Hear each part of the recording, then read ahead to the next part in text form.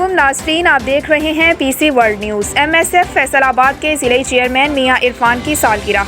हमारे नुमाइंदा खुसूसी पाकिस्तान गुलाम दस्तगीर की तफसीलात के मुताबिक MSF फैसलाबाद के ज़िलई चेयरमैन मियां इरफान की सालगिरह। इस मौके पर दोस्तों, रिश्तेदारों और मुख्तलिफ तबके से ताल्लुक़ रखने वाले लोगों की मुबारकबाद, नेक तमन्नाएं और लंबी उम्र की दुआएं। MSF फैसलाबाद के ज़िलई चेयरमैन मियां इरफान की सालगिरह। इस मौके पर दोस्तों, रिश्तेदारों और मुख्तलिफ तबके से ताल्लुक़ रखने वाले लोगों की मुबारकबाद, नेक तमन्नाएं और लंबी उम्र की दुआएं। MSF फैसलाबाद के ज़िलई चेयरमैन मियां इरफान की सालगिरह। इस मौके पर दोस्तों, रिश्तेदारों और मुख्तलिफ तबके से ताल्लुक़ रखने वाले लोगों की मुबारकबाद, नेक तमन्नाएं और लंबी उम्र की दुआएं।